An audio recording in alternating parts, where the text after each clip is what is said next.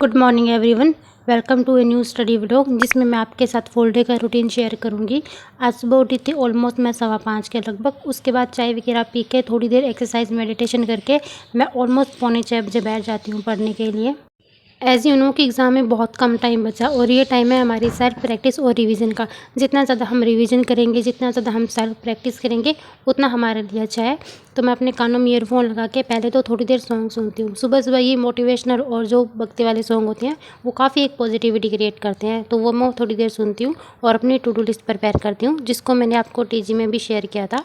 जिसमें सबसे पहले मैं स्टार्ट करती हूँ अपना स्पीड मैथ के साथ में जो बेसिक कैलकुलेशन प्रैक्टिस होती है वो चीज़ मैं करती हूँ। एंड रॉन्ग नंबर सीरीज जो एग्ज़ाम में बहुत ज़्यादा दिक्कत देती है, तो मैं 25 सेट डेली बेसिस पे अपनी इस बुक से लगा रही हूँ। ब्रह्मास्त्र बुक सही है अरुण सर की, वहाँ से मैं 25 सेट लगाती हूँ। एंड इसके बाद यहीं से मैं 25 क्वेश्चन सिंप्लीफिकेशन के करती हूँ, तो ऑलमोस्ट 50 क्वेश्चन यहाँ से स्पीड मैथ के हो जाते हैं। और एग्ज़ाम में ना IBPS PO का है, तो आपको पता है कि बहुत ज़्यादा वेटेज नहीं रहेगा, इसका हाफ नंबर का ही हो गया है क्योंकि 35 क्वेश्चन 30 मार्क्स के हैं, तो ऑलमोस्ट इसका ही वेटेज कम होगा सबसे ज़्यादा। तो आफ्टर दैट मैंने अपने करंट अफेयर का रिवीजन करा था, जो मैं नोट्स बना रही हूँ डेली बेसिस पे, वहाँ से करंट अफेयर कर रही हूँ। बहुत ज़्यादा स्ट्रगल नहीं कर रही हूँ करंट अफेयर के लिए, सिर्फ सुबह एक क्लास करती हूँ, उसके नोट्स बनाती हूँ एंड दूसरे दिन मॉर्निंग में उस नोट्स का रिवीजन कर लेती हूँ। और उसके साथ साथ प्रीवियस 2 या 3 दिन का रिवीजन कर लेती हूँ, तो आधा घंटा ऑलमोस्ट रिवीजन करने में लगता है।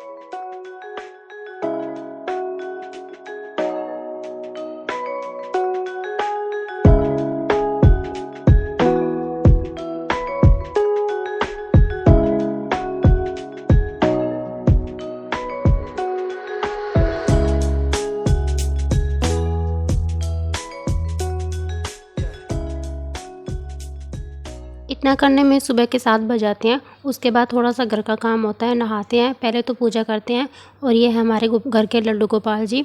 उसके बाद मैं और मम्मी फिर फटाफट खाना बना लेते हैं।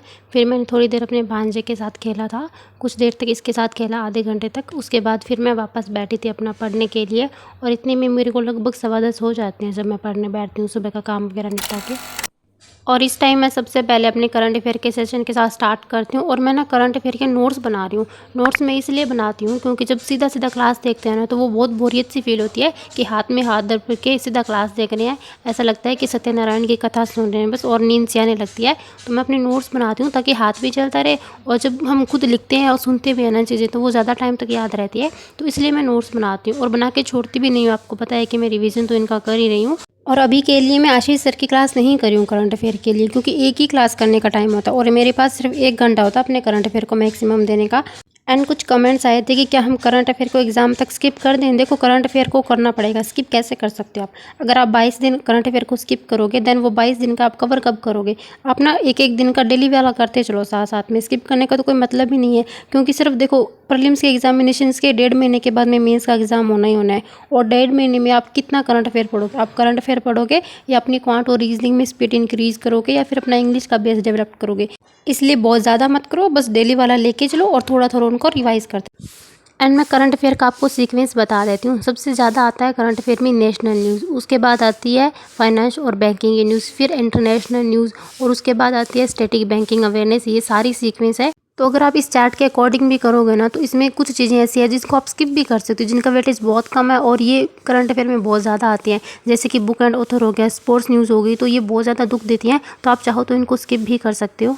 बाकी अगर आप अपने खुद से नोट्स नहीं बनाना चाहते हो, तो आपके लिए बेस्ट ऑप्शन है करंट अफेयर के लिए क्लाउड अफेयर की जो वीकली और डेली वाली और मंथली वाली PDF आती है, जिनमें आपको उनके हैंड रिटन नोट्स भी प्रोवाइड हो जाएंगे।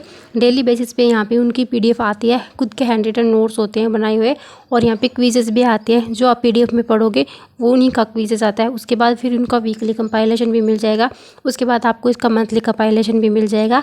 एंड इसके अलावा इसमें छोटी छोटी चीज़ें, हर चीज़ को कवर किया गया है।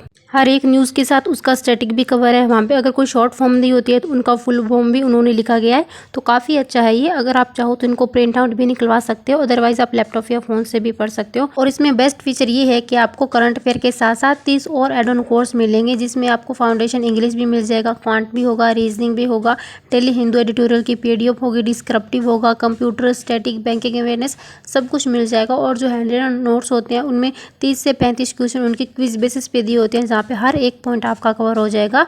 तो अभी इस पे ऑफर चल रहा है, अगर आप BGR12 कोड लगाओगे तो आपको 10% का एक्स्ट्रा डिस्काउंट भी मिल जाएगा। इसके ऐप और वेबसाइट दोनों का लिंक मैं अपने डिस्क्रिप्शन बॉक्स में ऐड कर दूँगी, आप वहाँ से डायरेक्ट जाके परचेज़ कर सकते हो। अभी IBPS PO का लाइव मॉक चल रहा है ओनली बोर्ड पे, ये वाला मैं अटैम्प्ट करूँगी, देखते हैं क्या स्कोर रहेगा इसमें। बट इसमें भगवान से प्रे है कि कोई भी क्वेश्चन गलत ना हो, क्योंकि हिंदी में बहुत ज़्यादा मिस्टेक्स होती हैं, उस वजह से पूरा मॉक टेस्ट ख़राब हो जाता है। लेट्स सी क्या स्कोर रहता है इसमें। एंड मेरे पास ना डेली बहुत सारे कमेंट्स आ रहे हैं कि दीदी मॉक में स्कोर ही नहीं आ रहा है, 30 से 35 नंबर के बीच में रह रहा है, 40 नंबर तक आ रहा है, क्वांट में भी स्पीड नहीं आ रही है, तो हम एक दिन में कितने मॉक लगाएं, कैसे प्रैक्टिस करें। देखो सीधा सा फंडा है, अभी जो मॉक टेस्ट आ रहे हैं ना वो एग्ज़ाम से अप लेवल के हैं, ठीक है। तो अपने मार्क्स देख के ना खुद को कभी भी जज मत करना, और एक बात अपने दिमाग में गांठ बांध लो कि आपको अपना परसेंटाइल देखना है। अगर आपका परसेंटाइल 85 प्लस 90 तक आ रहा है तो वेल एंड गुड, आप बहुत अच्छा कर रहे हो, क्योंकि अगर वो मॉक टफ है ना तो सिर्फ आपके लिए या मेरे लिए नहीं है, वो सबके लिए ही टफ है, ठीक है। और आप क्वांट में भी आप देख सकते हो, क्वांट का वेटेज वैसे ही कम हो गया है, स्पीड मैथ का वेटेज तो वैसे ही कम हो गया है, और मुझे लगता भी नहीं है कि IBPS PO में स्पीड मैथ के 2-3 क्वेश्चन के अलावा कुछ भी पूछा जाएगा। मैक्सिमम अर्थमेटिक के क्वेश्चन आएंगे और मैक्सिमम वहाँ पे DI के क्वेश्चन आएंगे। तो अपना ना टारगेट ये रखो कि इंग्लिश को थोड़ा सा अच्छा करना है, ठीक है। 4-5 नंबर इंग्लिश में गैप आ जाएगा, 2-3 नंबर क्वांट में आ जाएगा, और रीजनिंग को तो बहुत अच्छा करना ही करना है, क्योंकि भाई 40 नंबर का वेटेज है। एंड वो कुछ तो ऐसा टफ देखा जो हमें मुश्किल लगेगा और वही क्वेश्चन 2 नंबर का होगा। तो रीजनिंग में अपनी पजल्स पे बहुत ज़्यादा कमांड करनी है, तो वो मैक्सिमम लगाने का ट्राई करो। तो इस टाइप से हमारा अगर 7-8 नंबर का भी एवरेज बढ़ गया ना तो वो चीज़ें बहुत बेनिफिट हो जाएगी हमारे लिए। 7-8 नंबर बहुत होते हैं अपने गैप के लिए, ऑटोमेटिक हम इस चीज़ से आगे हो जाएंगे। तो मैक्सिमम अपना टॉपिक वाइज प्रैक्टिस करो। This is my score. 51 question मैंने अटैम्प्ट करे थे और 8 क्वेश्चन मैंने गलत करे हैं। 41.25 इसमें स्कोर आया है। इंग्लिश में मैंने एक अटैम्प्ट ही पूरे 12 क्वेश्चन करे थे, जो मेरे को लगा ना कि श्योर ये सही है, तो मैंने वही अटैम्प्ट करा था, बट फिर भी मैंने 3 क्वेश्चन गलत कर दिए। इंग्लिश का लेवल भी बहुत अच्छा था और एरर के काफ़ी सारे क्वेश्चंस थे, बट मेरे को बहुत ज़्यादा डाउट हुआ था उनमें कि कौन सा एरर होगा कौन सा नहीं होगा, कन्फ्यूज़न था, तो वो मैंने फिर अटैम्प्ट ही नहीं करे। गलत करने से अच्छा है छोड़ दो। एंड क्वांट में 2 क्वेश्चन पता नहीं कौन से गलत हो गए और 3 रीजनिंग में गलत कर दिए। रीजनिंग में मैं अटक गई थी सच में, मतलब पजल उठा ली थी एक गलत, वो नहीं उठानी चाहिए थी उसको, फिर मैंने 7-8 मिनट दिया और फिर जाके वो बनी। बाकी आपका क्या स्कोर आया इसमें, किसी ने अटैम्प्ट करा तो आप ये स्कोर ज़रूर शेयर करना। और ये 3 अगस्त तक रहेगा 7 बजे तक शाम को, तो जिसने नहीं अटैम्प्ट करा है वो कर लेना और अपना स्कोर भी ज़रूर बताना। इसके बाद मैंने 1 घंटे का बीच में गैप लिया और अपनी मैराथन स्टार्ट करी थी इंग्लिश की, जो सर की SBI PO को लेकर हुई थी। 4.25 घंटे की ये मैराथन थी। इसको मैंने स्टार्टिंग में तो 1 घंटा तक करा था, उसके बाद मेरे को फीवर हो गया था, तो फिर मैं दवाई लेके और मैं कुछ देर तक मैं पढ़ ही नहीं पाई थी। फिर मैंने आप लोगों से भी थोड़ी देर बात वगैरह की थी। उसके बाद मैं 2 घंटा रुक के फिर मैंने इसी मैराथन को वापस कंटिन्यू करा था। एंड आप लोगों से एक चीज़ बोलना चाहूँगी कि अभी मौसम भी चेंज हो रहा है, कभी बारिश होती है तो ठंडी हो जाती है, कभी बहुत ज़्यादा गर्मी हो जाती है, तो अपनी सेहत का ध्यान रखना बहुत ज़रूरी है। ये लास्ट के जो दिन होते हैं ना, ये दिन इतने ज़्यादा इंपॉर्टेंट होते हैं ना, अगर इन दिनों में हमने थोड़ी सी भी ढिलाई करी ना तो वो एग्ज़ाम में बहुत ज़्यादा इंपैक्ट डालेगी। तो इन दिनों में जो मैराथन सेशन हो रहे हैं ना, जो यूट्यूब के प्रैक्टिस सेशन हो रहे हैं, वो बहुत ज़्यादा बेनिफिट है। कुछ बोलते हैं कि सिर्फ मॉक लगाते जाओ मॉक लगाते जाओ, अरे मॉक लगाने से कुछ नहीं होता भाई। मॉक में आपको एक एडजस्टमेंट मिलती है कि हाँ एग्ज़ाम लेवल है, ये हम कर रहे हैं, तो हमारी एक जो वो रिदम है वो बन जाए। जब तक आपको कुछ आता ही नहीं है, प्रैक्टिस ही नहीं है, क्वेश्चन नहीं बन पा रहे हैं, तो मॉक लगा के भी हम कर क्या लेंगे, ठीक है। तो मॉक लगाने के बाद उसको प्रॉपर एनालिसिस करने के बाद हमें अलग से सेशंस वाइज प्रैक्टिस करनी पड़ेगी, टॉपिक वाइज प्रैक्टिस करनी पड़ेगी। जो एरियाज़ थोड़ा सा वीक है ना उनको थोड़ा सा अच्छा करना पड़ेगा। तो इसके लिए जो क्लासेस बहुत ज़्यादा ज़रूरी होती है। और एग्ज़ाम के पहले जो ये मैराथन सेशन होते हैं ना 10-12 दिन पहले, ये इतने रामबाण होते हैं ना, यहाँ से जो क्वेश्चन उठते हैं ना वो डायरेक्ट हमें एग्ज़ाम में जाके मिलते हैं, उसी लेवल के उसी टाइप के। तो ये मैराथन सेशन वगैरह मिस मत करा करो। क्लासेस से कुछ नहीं होता, क्लासेस भी एक प्रकार की प्रैक्टिस है, वो भी तो अपनी सेल्फ प्रैक्टिस है। और अगर इस टाइम पे ढीले पड़ गए ना तो भाई आगे कुछ भी नहीं बनने वाला है। ये बहुत इंपॉर्टेंट टाइम होता है, ये 15 दिन ही डिसाइड करेगा हमारे आगे वाला टाइम क्या होगा। क्योंकि जितना भी पढ़ा है ना वो अभी हमारे दिमाग में सब आगे आता जाएगा। जब हम मौका लगाएंगे ना तो सब हमारे आगे आ जाएगा, अरे ये चीज़ पढ़ी थी बट याद नहीं हो रही है।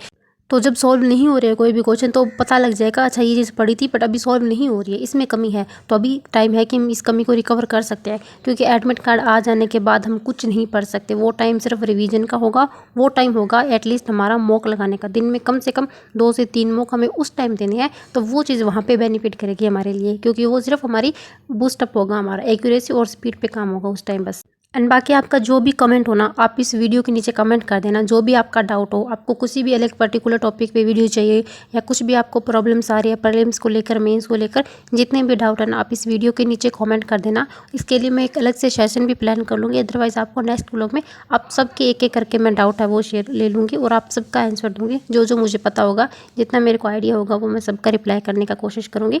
सो बाकी मैंने ना इस मैराथन को 2.5 पौने 3 घंटे तक का कंप्लीट करा था, क्योंकि मेरी तबीयत बिल्कुल भी ठीक नहीं लग रही थी और उतना कंसंट्रेशन के साथ मैं पढ़ भी नहीं पा रही थी, क्योंकि मुझे नोट्स भी बनाने थे जो भी पॉइंट आ रहा है इंपॉर्टेंट। तो फिर मैंने थोड़ी देर रेस्ट करा था और फिर मैं लेट के पढ़ रही हूँ। कभी मैं बाहर आंगन में जाके पढ़ रही हूँ, कभी मैं वॉक करते करते पढ़ रही हूँ। उसके बाद मैं कुछ आधा घंटा तक तो मैंने रात को लेट के, जब मैं सोई थी ना, तो सोते सोते वहाँ से मैंने मैराथन देखी थी, बट इसको मैं कंप्लीट नहीं कर पाई हूँ। 1.25 घंटे तक की ये अभी भी बकाया है और मैंने सोचा था कि आज इस मैराथन को कंप्लीट करके मैं अरुण सर की जो अर्थमेटिक की मैराथन हुई थी 2 घंटे की, वो वाली भी कर लूँगी, बट नहीं कर पाई थी मैं आज। So that's for my 2 days जो आज मैंने करा था। And guys, we are so close to 3K subscribers, so please make sure click the subscribe button, क्योंकि इससे मुझे मोटिवेशन मिलता है ताकि मैं आपके लिए और भी इस टाइप से अपना डेली रूटीन व्लॉग और मौके स्कोर शेयर करती रहूँ। Thank you so much and all the very best. God bless you. अपना ध्यान रखिए, अपनी स्टडी पे फोकस कीजिए, जितना हो सकता है अपनी मैक्सिमम प्रैक्टिस कीजिए और जो भी डाउट हो कमेंट करके बता सकते हैं। Take care, bye bye.